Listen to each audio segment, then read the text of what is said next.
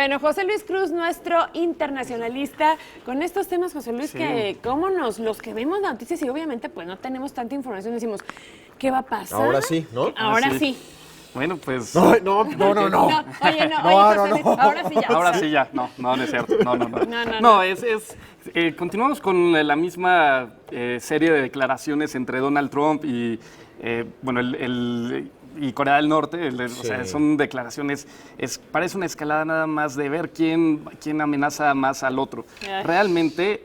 pues está picando cresta nada más, José Luis. Sí. Esa es una manera también de hacer política, es una manera muy novedosa para Estados Unidos, en particular ahora como lo hace Donald Trump a través de tweets y de declaraciones que incluso sus propios funcionarios han dicho que, bueno, esas son declaraciones aisladas. Ese es el caso de la amenaza de Donald Trump de empezar un ataque nuclear contra Corea del Norte en el caso de que siguieran haciendo estas pruebas militares y sobre todo en respuesta a esta supuesta información en la que Corea del Norte estaría atacando justamente la base militar en Guam.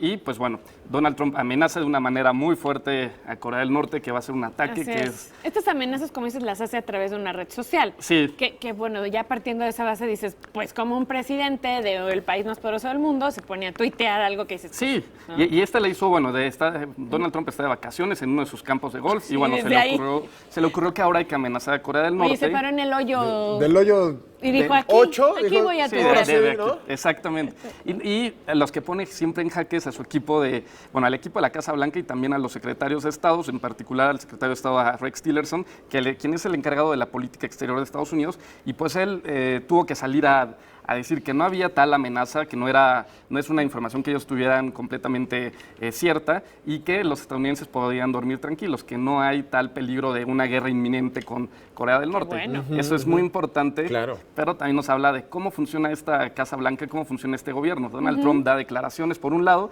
y su equipo, exactamente, y su equipo está en otra sintonía.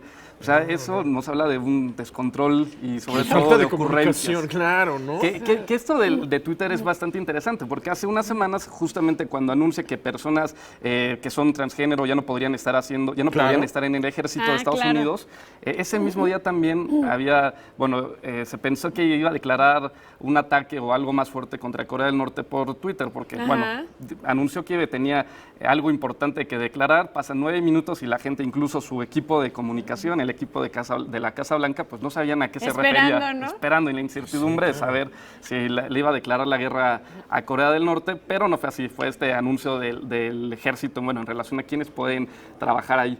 Pero, pues bueno. Está pasando como el cuento de Pedro y el Lobo, la Así verdad, ¿no? Estamos viendo a través de redes sociales que el mandatario de una de las naciones más importantes y poderosas del mundo da declaraciones a través de redes sociales, escribe o amenaza a través de redes sociales y sale un equipo que dice, no, espérense. Así no es. Entonces, cuando llegue, esperemos que no llegue. Ojalá nunca, claro. Pero ¿cuándo vas a creer entonces? ¿Cuándo puedes tener esa seguridad? Tú como poblador del mundo. O sea. Sí, y es una escalada de declaraciones que tienen también un objetivo, no es nada más estarse... O sea, sí están un poco pensadas, aunque parezca que no. Sí, es uno pensado para la opinión pública de Estados Unidos, que vean que Donald Trump tiene una postura muy fuerte y segura en contra de Corea del Norte, y lo que está haciendo también es para darle seguridad a sus aliados y sobre todo para presionar a China y a Rusia para que tomen cartas en el asunto. Finalmente, esta zona, las dos potencias más importantes que están ahí es China y es Rusia. Claro. China es el principal socio comercial de Corea del Norte y justamente esta semana la ONU aprobó una serie de sanciones económicas contra Corea del Norte, las cuales, son sanciones económicas que limitan las exportaciones en el sector minero de Corea del Norte, que es prácticamente 1/3 de los ingresos que tiene. Es muy importante. Es muy importante. Y estas exportaciones van principalmente a Rusia y a China, sobre todo a China. Ahora falta ver si China acepta y cumple con estas nuevas sanciones, pero esta serie de declaraciones tiene estos objetivos. Todo esto obviamente gira alrededor del dinero, como siempre, y de ciertos intereses económicos con estos países, ¿no? Así es, y estas sanciones tienen como objetivo desincentivar los ejercicios militares que ha estado haciendo Corea del Norte, que yo no creo que vayan a tener gran efecto realmente. Sí les va a cortar los ingresos que tienen para estar desarrollando este programa nuclear, pero Fuera de esto, pues bueno, seguramente va a seguir Corea del Norte con la escala de declaraciones. Incluso los senadores demócratas han dicho que, pues bueno, este lenguaje no tiene mayor funcionalidad, ¿no? Es mejor tomar una vía diplomática y, pues bueno, tratar de resolver el problema que existe con Corea del Norte junto con los aliados que tiene Estados Unidos en la zona. Bueno, ¿y tú crees quién tiene que meter la mano para poder pues realizar estas negociaciones entre estas dos naciones? Porque se han metido también organizaciones internacionales, pero bueno, al final, pues estos siguen dándose de un lado por el otro. Pues bueno, es un país que viene dándole problemas a Estados Unidos desde los años 90. Sí.